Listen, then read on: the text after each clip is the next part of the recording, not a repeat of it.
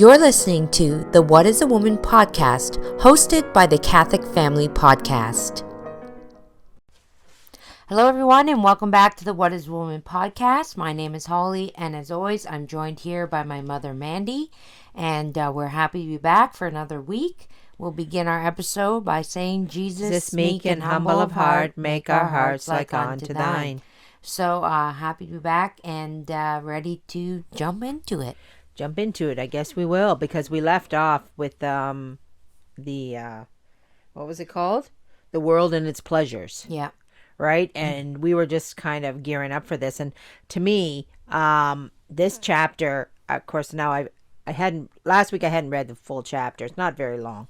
And this week I've read the full chapter. It doesn't actually give us any answers to what to do about this. Maybe in the next chapter it will. But this chapter is basically a chapter on convincing us that there are two worlds. Okay. And that we have to decide which world we want to be in. Right. Right. And then we have to kind of stick with that, and convincing us that the other world is the world of, basically, I use the term Antichrist, right? I know people, because, everybody's waiting for the Antichrist. But what I say is there's Christ and then there's Antichrist. Right. So what is opposed to Christ? Right. Right. So if it's not of Christ, then it's Antichrist. So I use that term all the time. And anyway, did you want to just dive right into the book? Yeah, I mean, I don't have other topics to discuss. Nothing great we had no. Nothing went on last week. It was a plain quiet this week. It was a quiet week. Okay.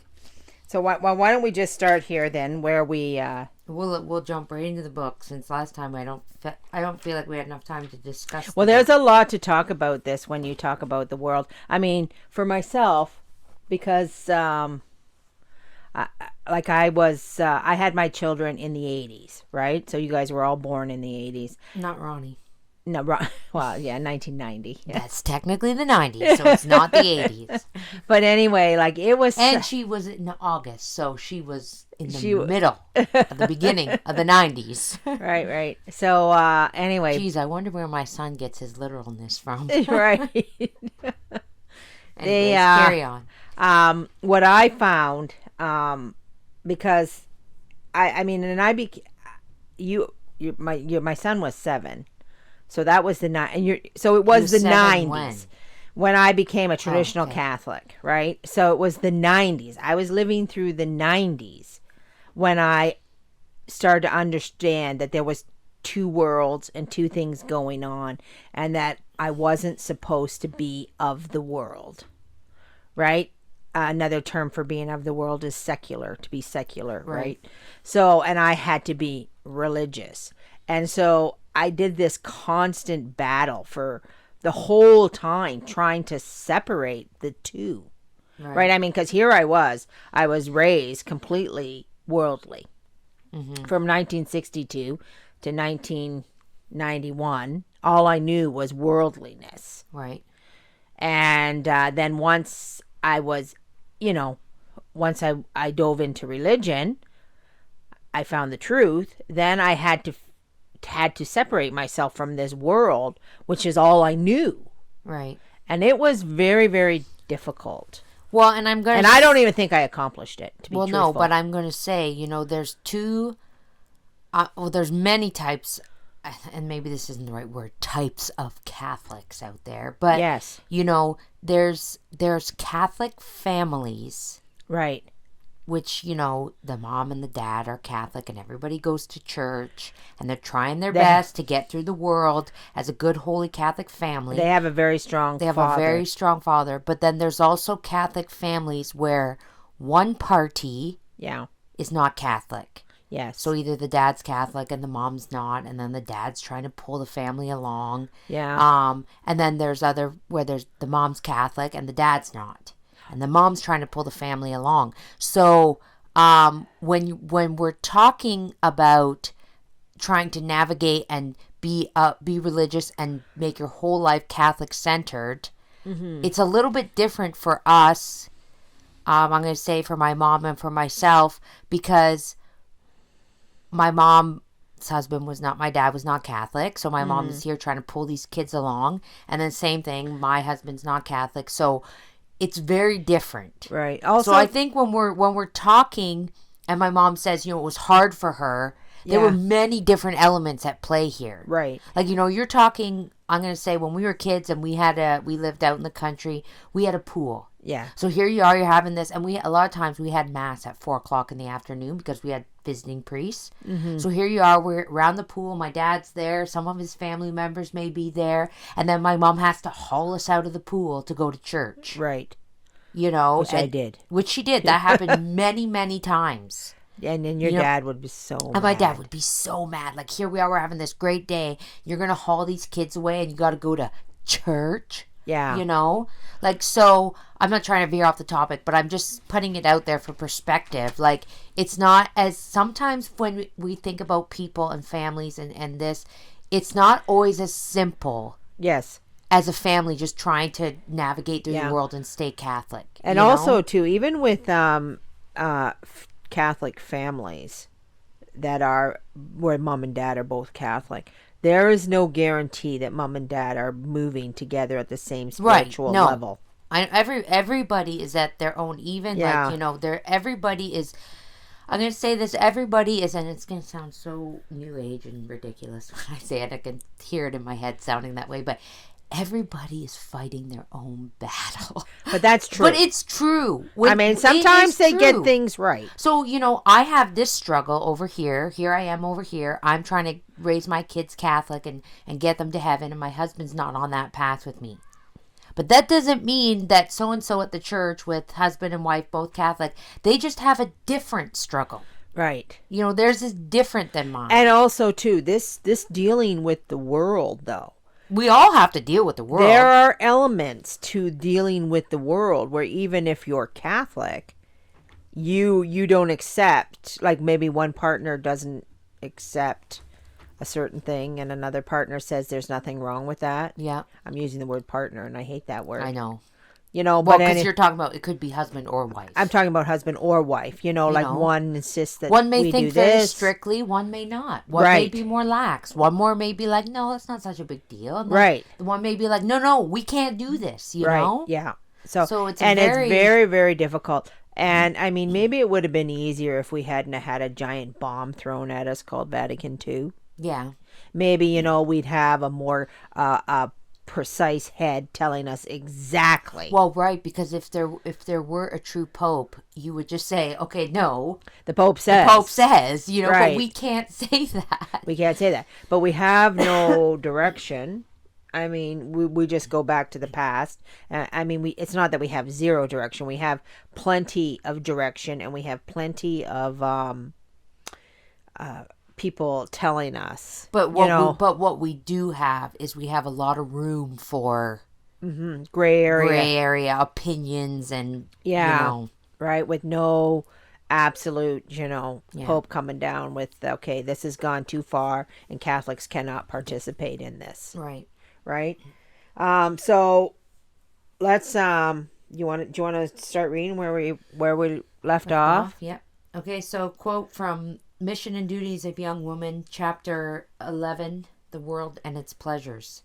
Thus, from the words of the Son of God himself, we see that there exist two camps, two armies, two kingdoms, opposed to each other, having each its chief, its constitutions, its laws, and its end, forced by their very nature to fight against each other without any exception of ever terminating this war by a durable peace, or even of suspending their mutual enmity for a few moments by a sincere truce. End quote.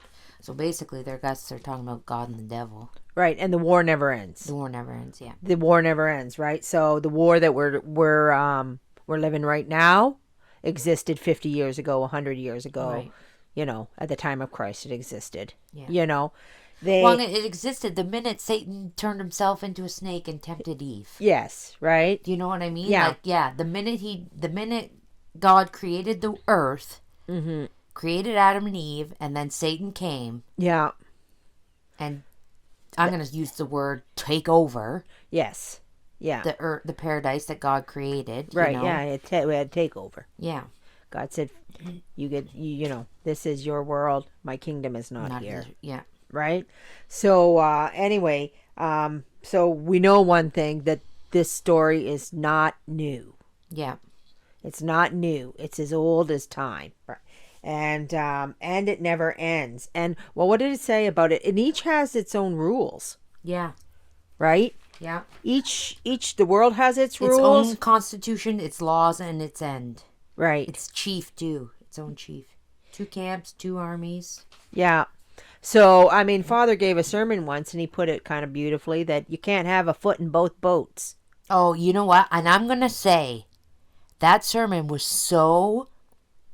That I'm going to say, you know, I'm just going to put this out there, a little point for Father. Yeah. That was the sermon that woke me up. Oh, really? It was 100%. Because I'm going to say, up until that point, I don't even want to admit this, but, you know, you'd be in Mass and I would pray Mass and everything, and the sermon would come and I would be in such a daze. Yeah. Like, I would just be sitting there and I'd be kind of half listening, kind of like daydreaming, you know.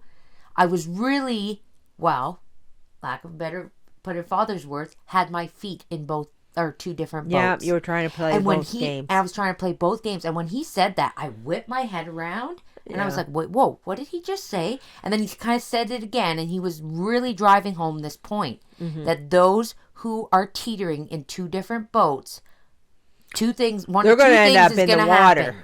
Yeah. You either have to take your foot out of one boat and put it in the other, yeah, or you're going to end up in the water, you know? Yeah. So you're either going to get swallowed up by the world, yeah, pull your foot out of the boat that's going to heaven.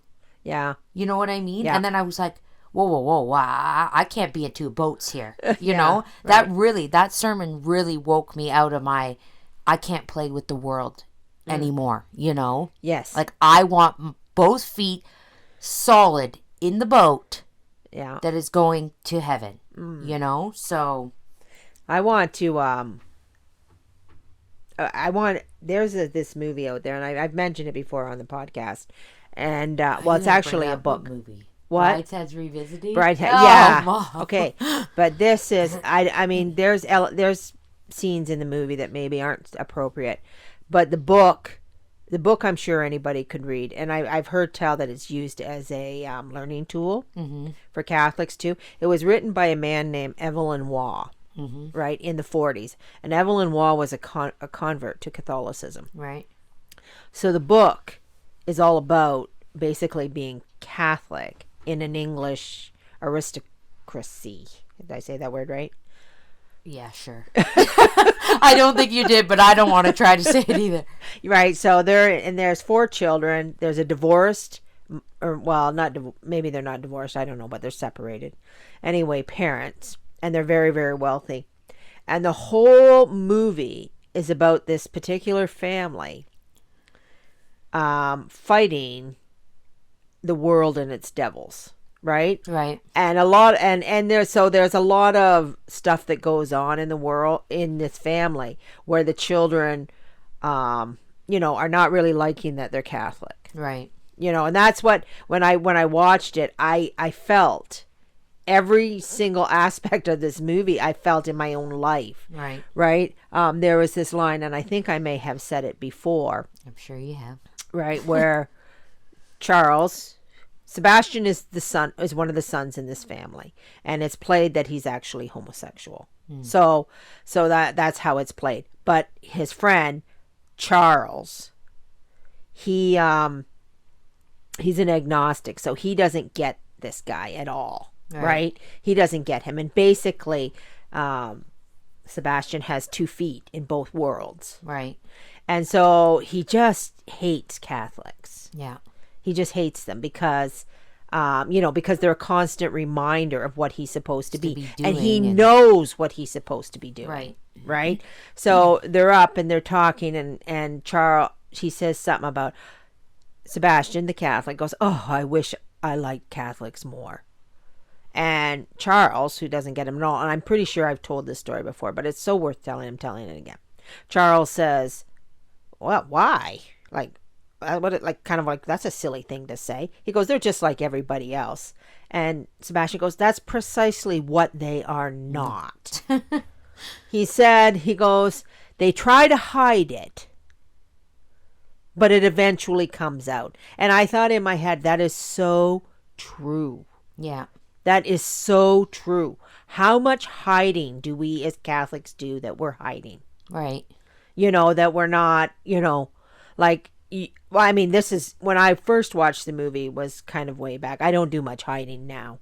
Yeah. But back in the day, like, I had in-laws and friends and work people and all these people, and you kind of go through life and you're just like, yeah, I'm Catholic, Yeah, I'm Catholic, but there's no real evidence of that fact. Right. And you're trying to keep everything, you're trying to live these two worlds. Right.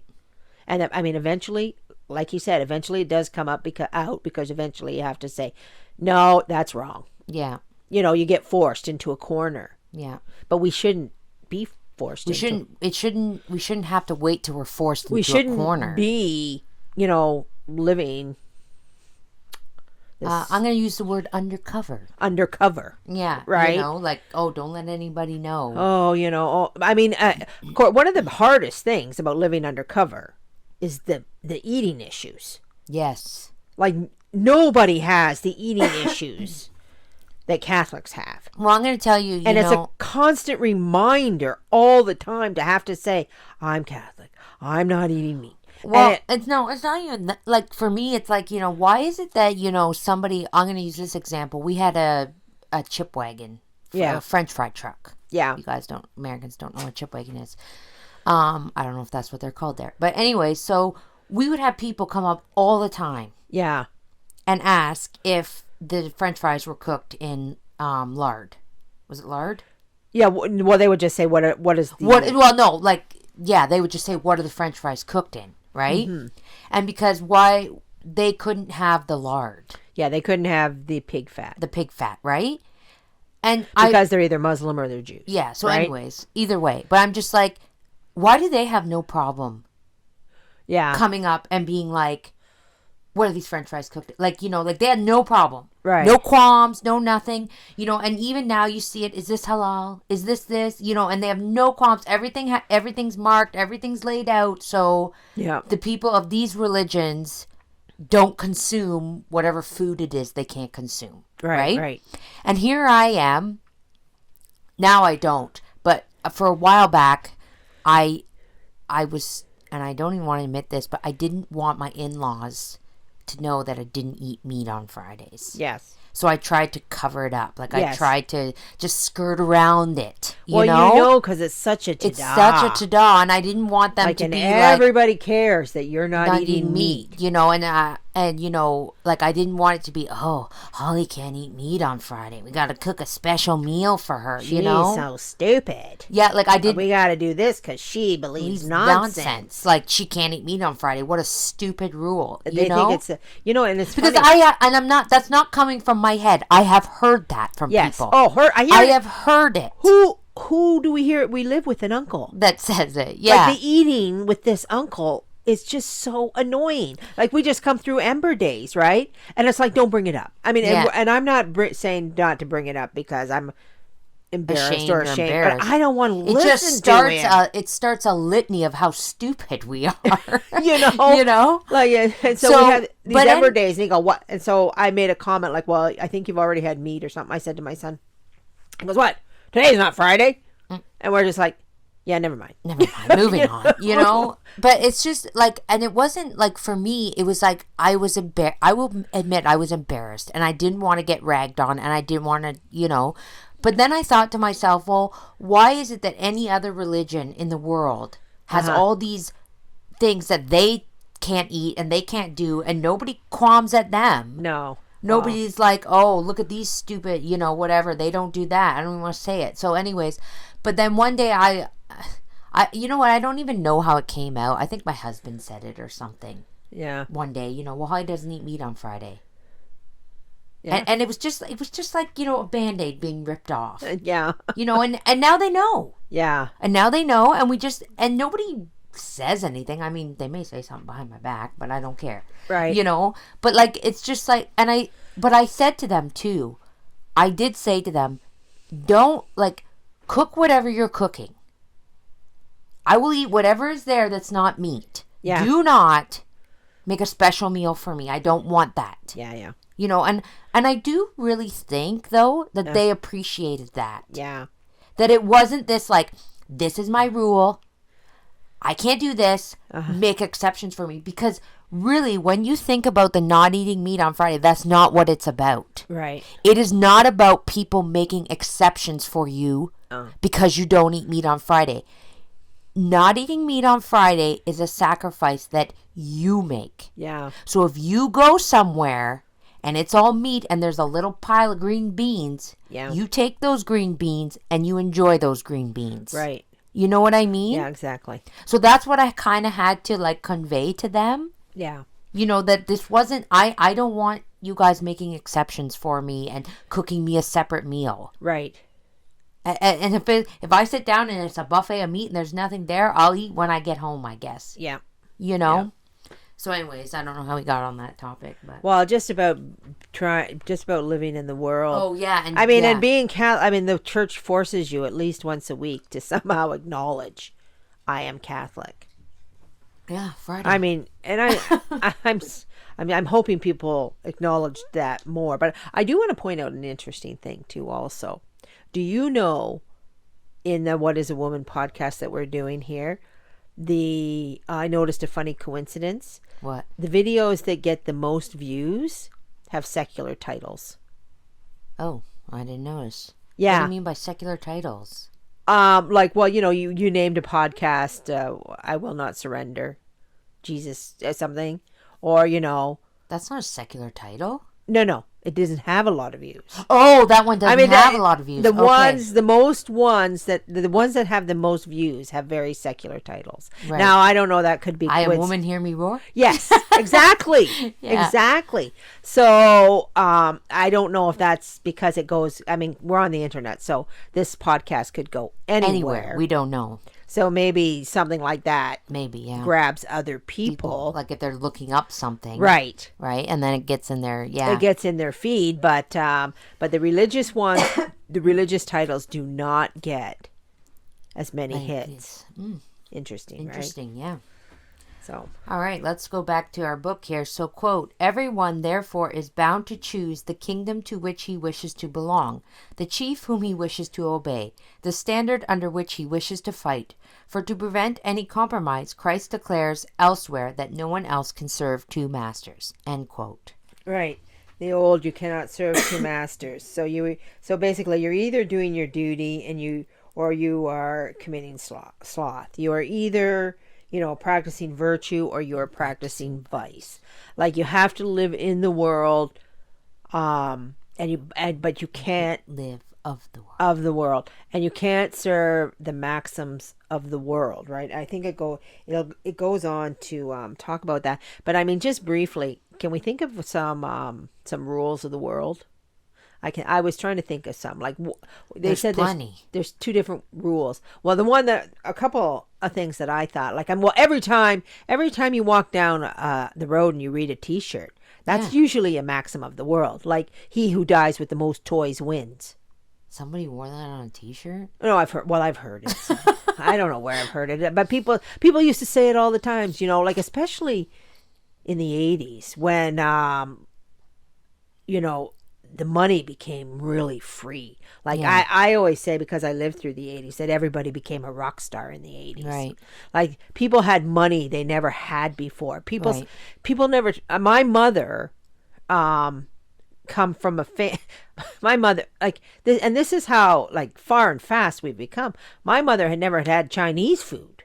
Well, and even never mind go to Florida. My mom says it all the time that even when you were first married, my mom says this all the time. Going out and buying a pot or a casserole dish was a big purchase. Right. Now you can get a casserole dish at the dollar store. I know. I saw like, you know what I Len's mean? Mills. I went, these are nice. Like having these things in your home, building your home and building your housewares. Those were major purchases. And now people are going out all willy-nilly, buying four-wheelers, buying this thing, buying that, jet skis. These things aren't so, like, I mean, not everybody can afford a jet ski. Well, what happened was the credit card. The credit card didn't exist before, right? Right. If you didn't have the money to get a couch, you didn't get a couch. I mean, but even, you know, like, let's just talk about the credit card for just a second here. You know, it can be a great source of evil. Oh. Huge source of evil. I mean, running up debt unnecessarily and living outside your means. Yes.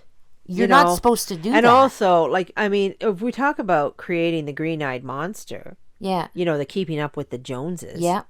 You know, everybody, well, they're doing this and they're going this and, you know, what are we doing? We're having a picnic in the backyard. Yeah, and it's not good enough anymore. It's not good Suddenly enough. A picnic in the backyard is not good enough. Yeah, and I mean... Well, I'm going to say social media has done that too. Yeah, well, I mean, but even before social media, like, back, like I say, when I used to lament the fact of I just wanted the whole world to collapse.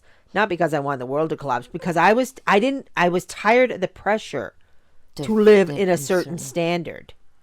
I know, but you know, like if we had to have this and we had to have that and we had to have this because, you know, that's what the world had. That's what everybody had. Right. But what I'm saying though about social media is that it creates this falsehood that people are living these magnanimous lives and they're doing all these wonderful things and you have no idea what's going on behind the scenes. No, I mean none. Sure they're doing that, but they're usually miserable. Well, I like using myself as an example, so I'm not talking about anybody else. We took a trip. And on social media, this trip looked amazing. Yeah. Okay? But behind the scenes, there was a lot of fighting. Yeah. There was a lot of, drunkenness going on. Yeah. You know, like, not from me, but from other parties, you know. I mean, I'm just saying, like, I'm not trying to, like, there's a lot of things that social media does not show you. Right. So what I've learned for myself, because I've fallen, and I'm talking back, like, I'm talking years ago, okay? Yeah. I had a real big problem with the keeping up with the Joneses. Yeah. Okay? And the seeing everybody else and the doing this. And I put this trip on social media. Right. And I feel so bad about this. Okay? And again, this is years back, okay? So please don't judge me for this. But and I was like, oh, I'm gonna, show everybody what a great time we had. When no great time was had. When no great time was had. It was a lie. Yeah. It was an outright lie. Yeah. That trip was miserable. It was miserable. Sure, there were a few good moments, a few good moments here and there. But on the whole, that trip was miserable. I would have much rather, when I look back and I think of that trip, I should have just went and had a picnic in the park and never posted on social media. Yeah. Like, you know what I mean? Like, so when we have to remind ourselves, we are getting, I'm going to say, 2% of the facts when you look at a picture. You're getting 2% of the facts. That much? I wouldn't, maybe 1% then. Okay? No. There are whole different elements and things at play that you are not seeing. So I've had to tell myself, don't look at these people. This is the deception of the world. This is the deception of the world. Yeah. From my point of view, that when you see these things and you see all these people on social media and they seem like they're living the best life they're living, don't buy it. Don't buy it. Well, first of all, do not buy into it. First of all, everybody has struggles. Everybody. That's 100% guaranteed fact, and nobody lives without them. And what I think is I think when social media does show you the struggle, 90% of that is a lie. Yeah. You know what I mean? Like all these people, quote unquote, showing their struggles. Yeah, they're setting themselves. It's fabricated for your entertainment. Yes. Do you know what I mean? But this is what the devil wants, and this is the deception. Yeah. This is how he's going to pull you away, or how he's going to try to pull you away. You know what I mean? Like, so, anyways, Well, that is what I would like. So when it says in here, you know, which he wishes to fight for to prevent any compromise in that line we just read, you know, that's the fight. Right. You have to fight these things, the world and its pleasures. What was that? It was live. You only live once. Yeah, that's a big YOLO. YOLO. You only live once. Well, we used to say, we changed that. We said it's not. It's YODO.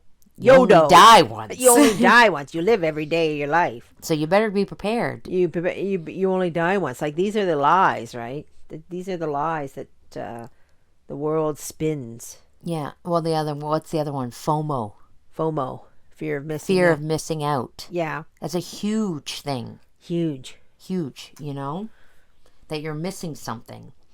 Okay, so we'll go back to the book here. Quote, "The woman of the world who tries to persuade herself that she may be a Christian and yet remain attached to worldly maxims deceives herself, and the Christian who imagines that he may continue to be a disciple of Christ whilst he adheres to the world, to its pomps and vanities, is strangely mistaken, and his error will become for him the source of numerous faults and bitter regrets." End quote.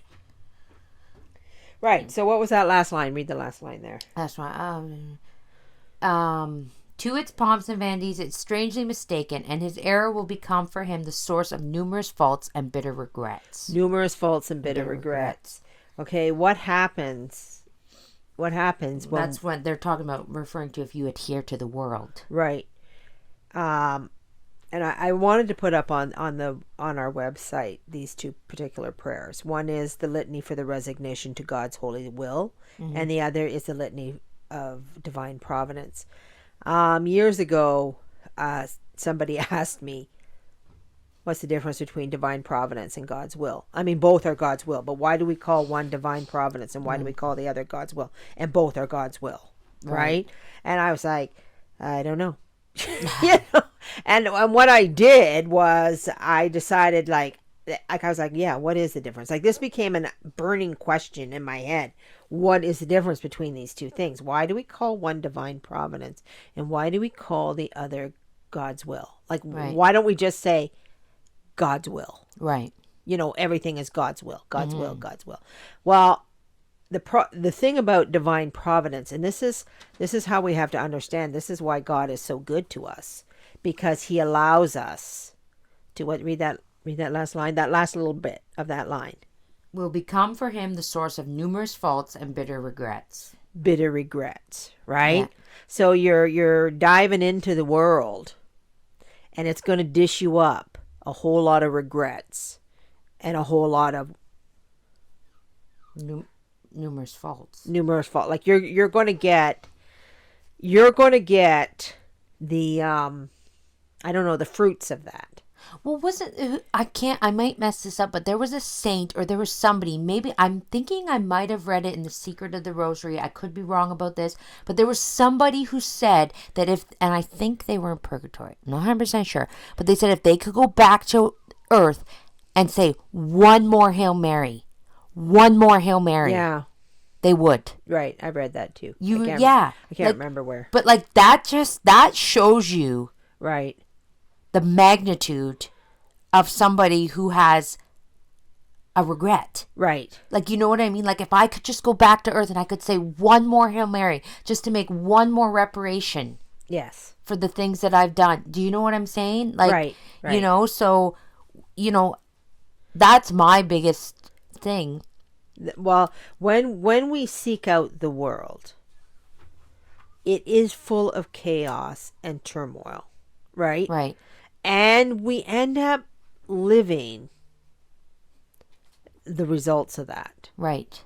Like, you don't just get to go have a good, when I say the good time, I'm using air quotes because we should refer to that as not a good time, but a sinful time. Yeah. Right? Because that's what the world dishes out, is a sinful time. Mm-hmm. Majority of the time, right? Unless you bring God and you've involved God into it, it's usually a sinful time. Yeah. right? And you don't get to just do that without consequences. Right. Right? And that's when God, in his loving care and his loving providence, tries to set you back on the correct path. Tries to set you back on the He's trying to correct you. He's trying to correct you. There is actually, if you read on, there is actually a line in here. All right, let's continue here. Quote, the woman of the world... sorry, I just read that one. Sorry. Quote, whoever seeks to persuade you that you can reconcile the maxims of the world with the principles of the gospel, the vanities of the world with the humiliations of the cross, the pomps of the world with the simplicity of a Christian life, is a deceiver and a liar. And should an angel from heaven tell you another story, you ought to disbelieve the testimony, because he would preach another gospel than that of Jesus Christ. End quote. And should an angel from heaven tell you another story, you ought to disbelieve the testimony? Right. Am I confused here? Well, should an angel from heaven tell you another story, or they're saying you ought to disbelieve the testimony from the world? Yeah, well, what they're saying is that if you think an angel has come to tell you something different, you're probably looking at a demon. Okay, I get it now. That's why I'm like, an angel from heaven, you should disbelieve him. I'm like, I gotta reread. You're being conceived, right? Deceived. Conceived. You're being deceived. You're being deceived, right? Like, so basically what they're saying, if you're waiting for an angel of God to come down and tell you, hey, you're doing great. Yeah. You're doing wonderful. Everything you're doing is okay. The world's fine. Just continue on. Like, that's what they're saying. That's the devil talking. That's if you're so wrapped up in the pleasures of the world and you think that somebody's leading you on. Yes. And they do, right? And they do. I remember they don't want you to leave. Angel on one side, little devil on the other, right? You know, they used to do it in the cartoons. Yeah. They say the angels say, oh, no, there's nothing wrong with that. You can go do that. Yeah. Oh, there's, yeah. But, I mean, the thing here is that you have to get yourself to a spiritual place, right? Because, I mean, we also absolutely know we have to live in the world. Right. Like, we can't just go retreat to a cave. We can't just go retreat to, I mean, maybe if we were a hermit by ourselves. Well, if you were, but for those of us that are women and mothers, we don't have that option. You don't have the option. We need to raise our children, and we need to... And we can't do that from a cave. And especially, like, you need to find the joy in the household, because the devil's coming knocking. Yes. Especially once these kids become teenagers, as we know from experience. And I almost feel like, I feel like that this is, again, my own humble opinion, the devil is waiting, and this is just from my own personal experience. Right. I feel like he's waiting for you and for your kids to get to that age where he can get at them. Right. So when they're little and they're just, the odd time, they may lie to mommy or disobey mommy or, these little venial, but if you think for 1 second that when they grow, he's not going to turn it on at a Mach 10. And especially, we're living in a society where there's a lot going on in the world, and our kids aren't partaking, right? Right. We have removed them from I'm going to say just some examples. Just, organized sports, public school. Yeah. I know, I know, like, you and your sisters are 3,000 times more guarded than I was in what you kids watched, what their kids are watching. Oh, yeah. Well, mostly because they can't watch anything. They can't watch, like, there were things that we could watch when we were kids, but now it's I don't even think we could, actually. No, I'm not, sorry, what I'm saying is there's a whole nother element of things that have been added to the TV Did you see? That weren't there when we were kids. When I looked at my YouTube this morning, I saw the new Spider-Man. I don't know if it's a cartoon or what it is, but it has a transgender Spider-Man. The Spider-Mans are... That we saw the preview in the Mario movie? I have no idea. I don't know because I didn't pay attention. But you just came up on your... But it was a girl. And it was Ben Shapiro talking about it. Okay. I didn't actually watch it. I just saw, this well, you girl better send that to me. Yeah. Well, but that's just what I'm saying. We have to vet every single thing before. And I mean, a hard and fast safe rule would be just to not let them watch any of that. But then, And this is the problem But the problem is they are eventually going to grow up and they are going to leave your side. And they start to feel deprived. Yes. Right? That's the biggest thing that they start to do. That they were not allowed anything. Like you're constantly walking a tightrope. Right.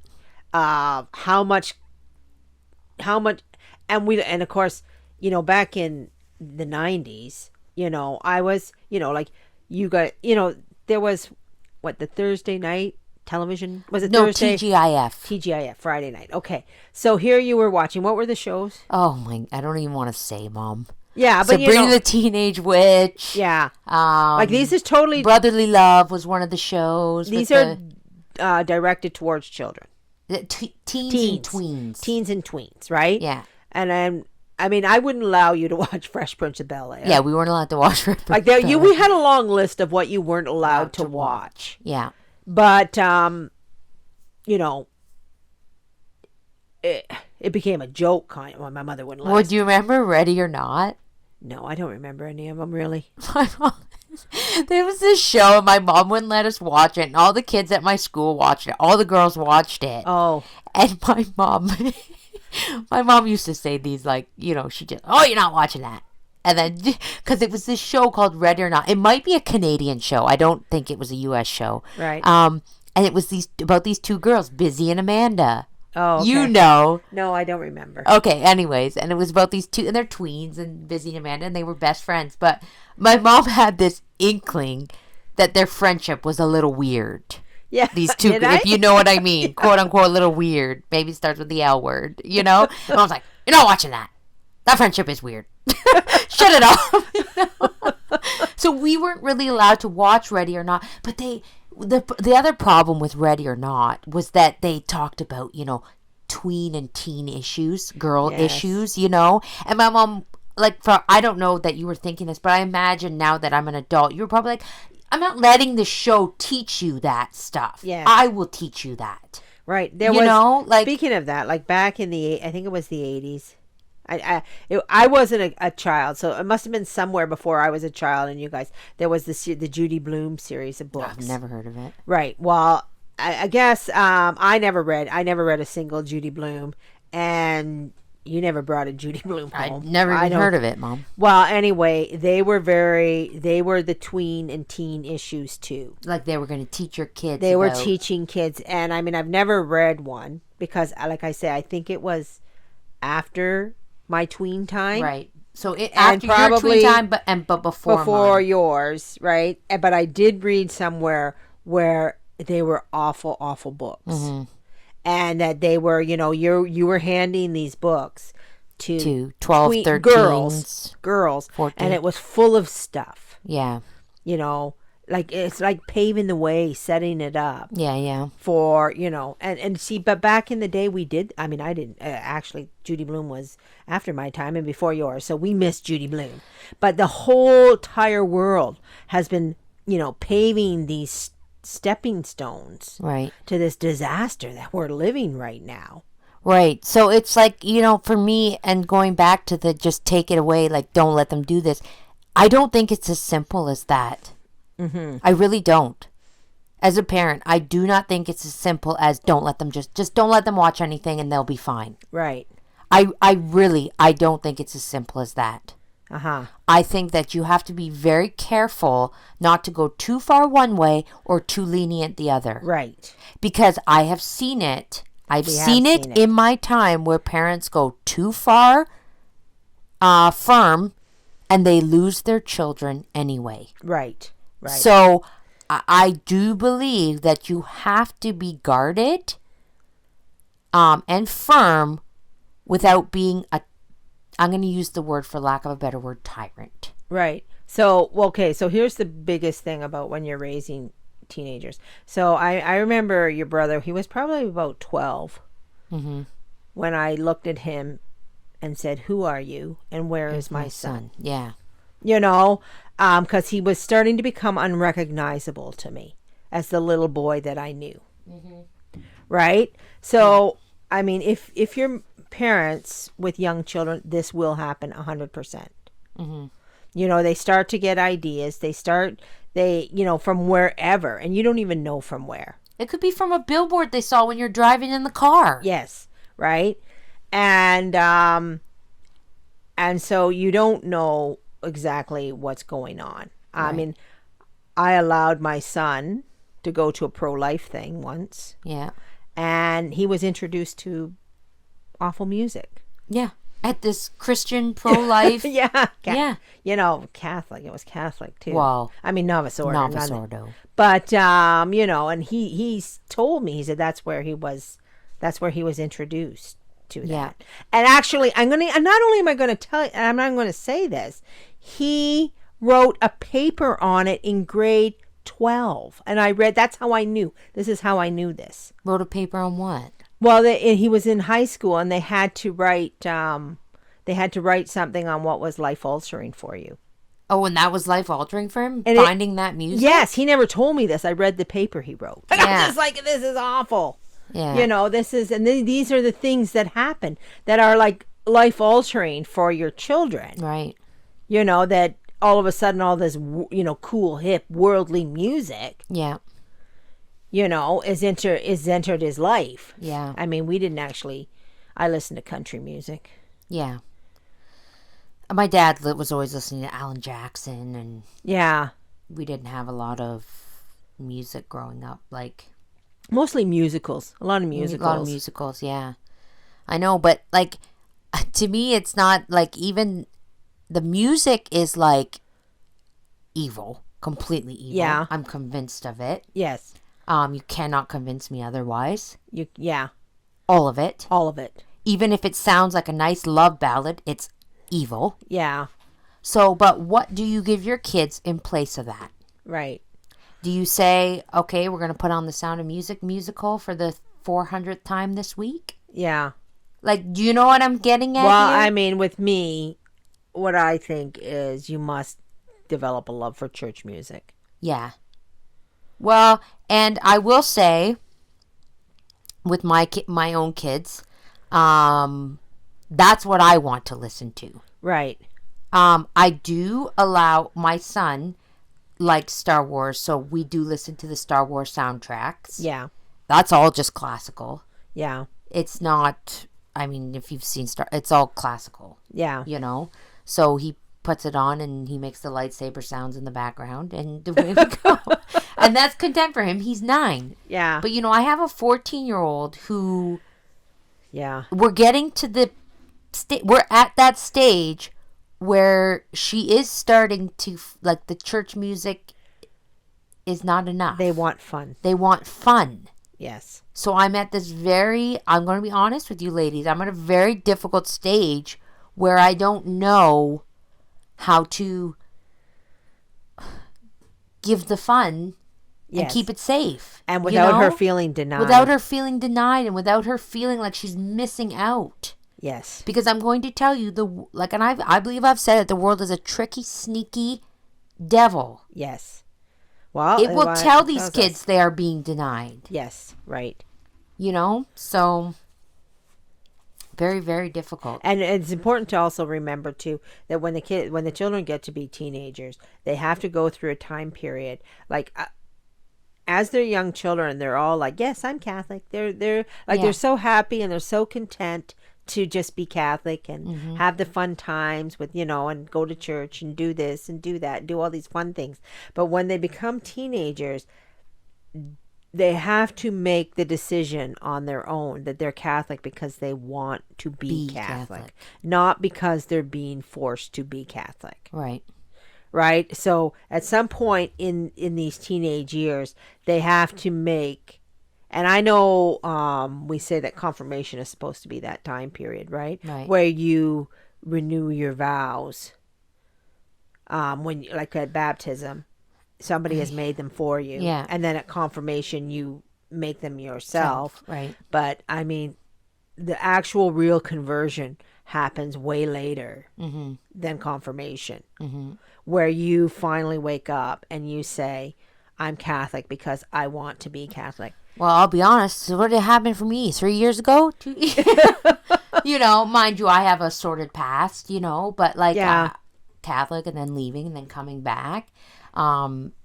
We've said that many times on this podcast. Right. But, like, I will be honest. I wanted to be Catholic. Right. I'm going to say 3 years ago. Yes. 3 years ago. No, because at first you're Catholic because you know that that's right and true. Well, and I'm going to even use the word fear. There's a lot of fear that keeps you yes in the Catholic faith. It's not the fear of hell. You know? Yes, the fear of hell. Well, and I think it's designed, like God clearly designed that way. Well, it's the first gift of the Holy Ghost. It's the first gift of the Holy Ghost, the gift of fear. If you can't love God for the greatness and glory of God, you at least be smart enough to fear him. Yes. Right? So. I think this might be a good moment to just transfer over into this. This was we didn't read it, but this was in the Holy Hour. Oh, okay. And this was out of a book. And it's called The Sanity of Sanctity. So I just read, see where I've kind of paragraphed it there. Okay, so observe the occupations of the men and women of the world. Those of the world seek money, fortune, position, love, and honor. These things have possession of the hearts of the multitude, but they claim not the heart of a saint. Right.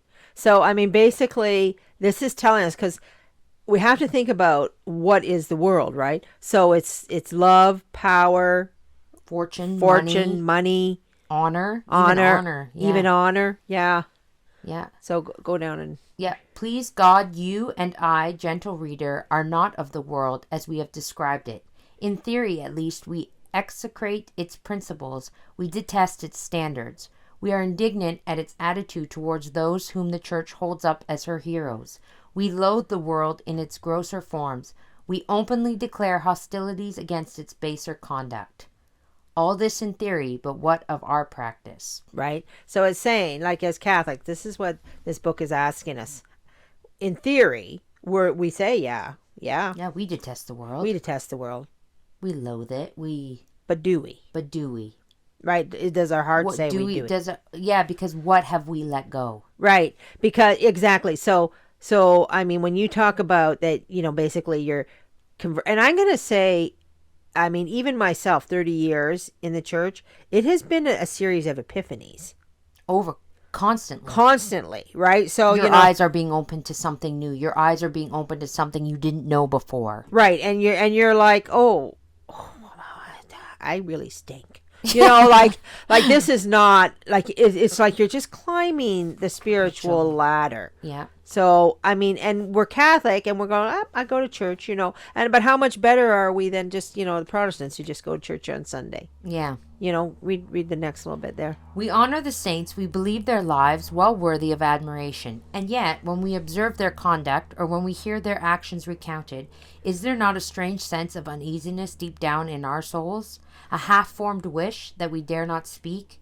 Do we not wish that these men and women of God were not quite so queer, so stiff, so odd, so utterly unlike their fellow men? Right. So, we listen to the stories of the saints. Yeah.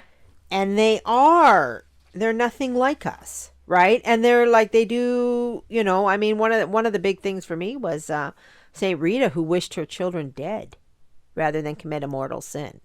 Yeah. And I remember when I first read that, and I was like you guys were young, right? No, I know. And I remember you saying that. And I was like, she wished her children dead. And I was like, I don't think I can do that. Yeah. And I knew I couldn't, actually, right? Yeah. And so I kind of used these little things as stepping stones. Well, as get you up the ladder? As deciding exactly how great you are, because we get little thoughts in our head how great we are. Right. And like, yeah, you're not that great. You're not Saint Rita. You're not wishing your children dead before sin. Yeah. You're too attached to them. You want them to be with you, not with God. Right. If we hold all these things of the saints in the high esteem that our lips profess, how then can we explain our slavish servitude to the world in the matter of dress, amusement, money, position, and love? The case looks a bit against us. We profess to believe that the world and worldliness are hateful things and full of folly. Still something is wanting, and what? Well, simply this: we are not thoroughly convinced of that which we profess to believe. We do not realize the madness of worldliness. We do not realize the sanity of sanctity. Yeah. Is that where I ended there? That's where you yeah. ended, Right. So, I mean, this is out of a book, and the title of the book, and I don't know. I wish I could find it. Maybe it's up in my book. It's called The Sanity The of book is Sanctity? called The Sanity of Sanctity. Yeah. Right. And of course, this I think was the beginning page of the book, and I was just like, okay, the case is a bit against us. Yeah. We claim that the world and worldly things are hateful things. But do we really believe it? But why are we chasing Why are it? we chasing them then? Yeah. Why are we not content with a picnic in the backyard? Why do we have to go to Disney? Yeah. Why do we have why are we still why is and I'm gonna say right here, money is a huge thing. Huge thing. I mean, if you're living with no money, yeah, it's a horrible thing. Yeah. And I've done it. Mm-hmm. I've done it. I've lived on a roller coaster of money, and I've always felt, God likes to keep Catholics poor because they're ridiculous with money. The minute they get it, they're just like, boom, Yeah. gone. You know what I mean? Yeah. Like, they just can't seem to. The minute they have a large sum of money, they're thinking of what they can do with it, as, drinking margaritas somewhere, or Yeah. or doing all this kind of stuff, right? And so, like, we're constantly chasing the things of the world. Mm-hmm. And we have to let go of it. Like, the case does look a bit against us. Yes. Especially with our children. What do we really want for our children? Get them to heaven. Well, of course, naturally. Or is there something more to that? No, that's what we should be wanting. Yeah. But do we really, is that the main and only focus? Right. Or is it, what they're wearing, what they're yes. doing? Do they need a good job? They do, oh, my son is so important, he's going to be a this, or he's going to be a that, or, who wishes for their child to be a hermit in a cave? Me? Well, is that an option? And can we force them there? Just teasing. But generally speaking, no. I mean, when you guys were little, I didn't. Okay, well, you know what? I will say, I do feel like, and I'm going to try to say this as humbly as possibly, but I in my heart of hearts, I truly believe it, that when I was before I'm going to call it my second awakening to being a Catholic. Yeah. I was like, I only have 2 kids. Right. God only blessed me with 2 children. And I thought I wanted a house full of 7 or 8 kids. Right. And I didn't get that. And I thought in my head, that I used to think this. Yeah. Thought from my head, what if my kids both want to be religious? Right. And I'm not going to have any grandchildren. Yes. And I wasn't happy about that. No. I was like, what? I was like, if my daughter becomes a nun and my son becomes a priest, I'm going to have no grandchildren. I'm going to be this lonely old lady. Nobody's going to look after me. Right. And I used to be kind of sad about that. Right. Now, that's what I want. Right. We have this mother love book, and I say the prayers for vocations for my children, God willing. Yeah. That thought about not having grandchildren is not there. Not there anymore. Right. Because I would much rather my children have a greater calling. Right. To God. Do I think that's going to happen? I don't know. Am I worried who's going to look after me? No. Yeah. Because I have that great faith in God that if they do, somebody will look after me. Right. Somebody will look after you. It's funny how you awaken yourself to that. Right. That thought that I had before was actually very selfish. Mothers can be the most selfish I'm worried about who's people going to look after me. Well, you know what? If both my kids become a religious, I'm pretty sure God's not going to leave me in a hole to die. And if he does, he does. Well, let's talk about how selfish mothers are for a minute. Yeah. They are very selfish. Yeah. There's this book called I Will Love You Forever. I love you forever. I love you for always. Yeah, or love you always, or something. Robert Munch. Yeah, Robert Munch, and the mothers. Oh, the mothers cling to that. They cling to that book because it's not. And again, this goes back to in loving you more, I will be loved less.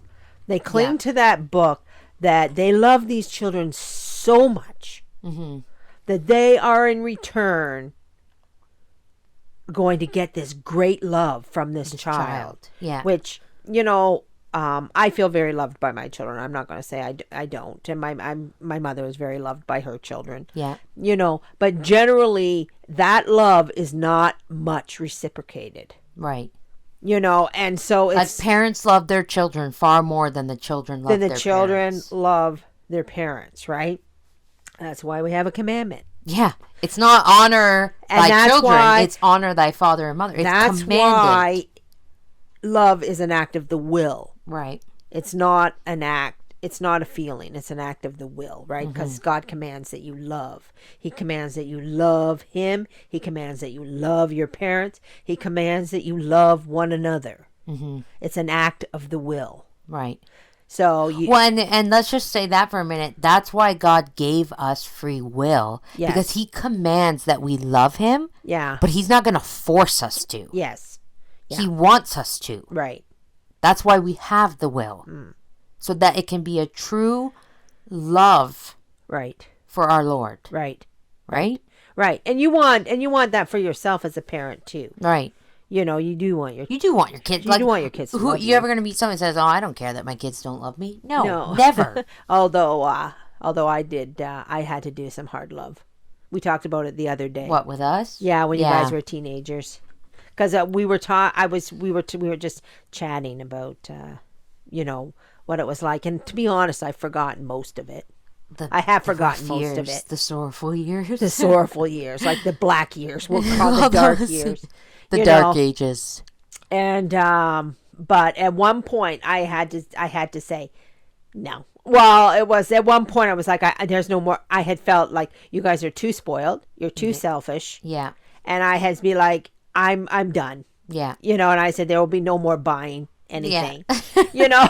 And the only people that will be buying anything will be if you buy it for me. And if you don't buy it for me, then I guess I don't get it. Oh, we were rotten children. Well, I was very disappointed. Yeah. Let's put it. I mean, I'm not disappointed anymore, Mother. So let's put that into perspective too. Right? There was actually, speaking of that, I'm going off in a whole bunch of different directions, but there was another. I didn't know if I was going to fit it into this podcast, but I feel like I can fit it in. Well, if you can fit it in right here and quickly, because we're over an hour. Are we? Okay, we'll just read this quick. Okay, we'll read this. This is in the movie Brideshead Revisited. Oh boy.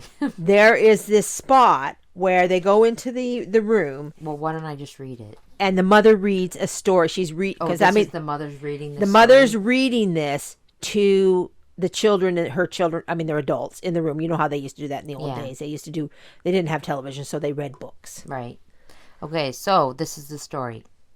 Father Brown got to his feet, putting his hands behind him. Odd, isn't it, he said, that a thief and a vagabond should repent, when so many who are rich and secure remain hard or frivolous without fruit for God.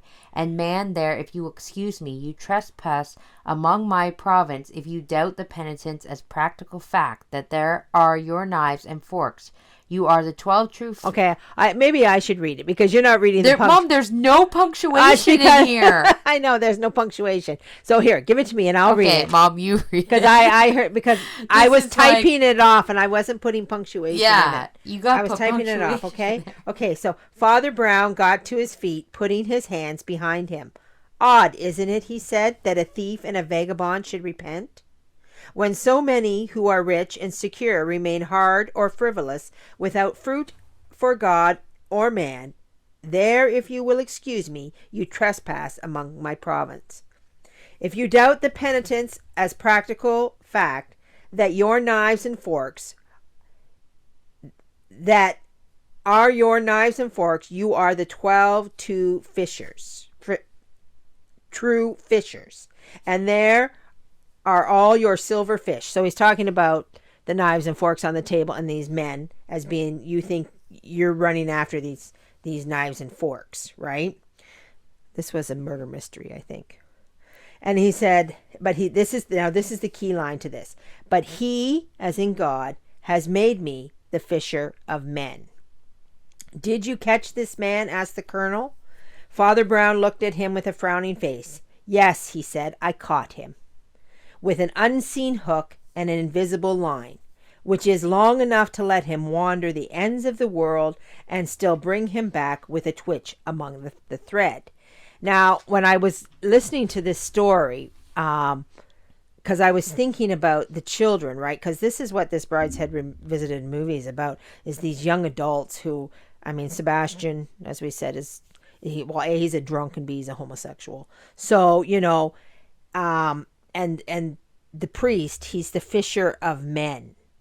And that God allows these children, these people, not just children, but the people, to wander the world.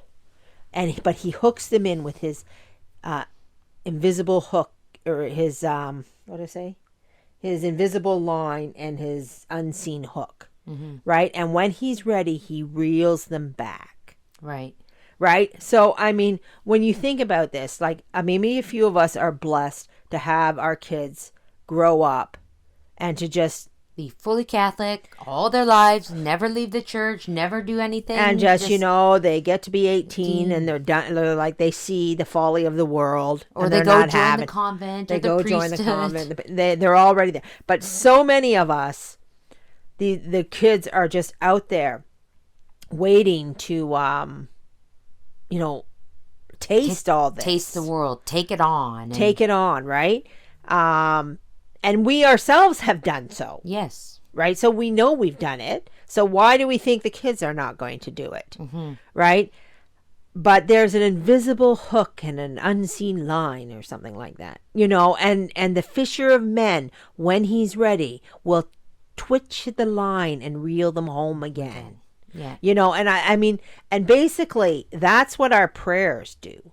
Right? That's what our prayers and our sacrifices are doing. But we have to see our children as on this hook and this line that's unseen. Well, and I know we've said it before, and if you are in this predicament where your child is astray or they're teetering with the world, that just means that you yourself have to amp up the sacrifice, amp up the praying, and you have to wait patiently for God to reel them back. Yeah. And you have to take it upon yourself to do the prayer and sacrificing. Right. Exactly. That is needed to be done. Right, exactly. But you have to have that confidence and the faith that God will pull them in when he is ready. Yes, because I'm sorry, God is not going to. I cannot believe. Yeah. That God would be like, I know you did all this prayer and sacrifice for your kid and they did all this. Yeah. Didn't feel like reeling them back in. Yeah, no, not gonna happen. Who's gonna believe that? Nobody. Like you, but you do have to do the prayer and sacrificing. But we get impatient. But everything is done in God's time, not our time. Because God's time. I mean, it was 5 years. 5 years for me. And you know what? Now looking back, that 5 years feels like a blip. But living those 5 years, it was a long time. I felt like I was gone for about 20. Yeah, it was a lifetime. It was a lifetime. Yeah. So, anyways, I guess we better end it there. We didn't, again, finish our chapter. Yeah, we didn't even get. I think we got. We got like 3 points in, but we'll mark it that we left off there, and we'll restart there next week. Okay. So the world and its maxims. But I did say this last week that I'm really liking this chapter. So. Right. So. And the world looks. What is it?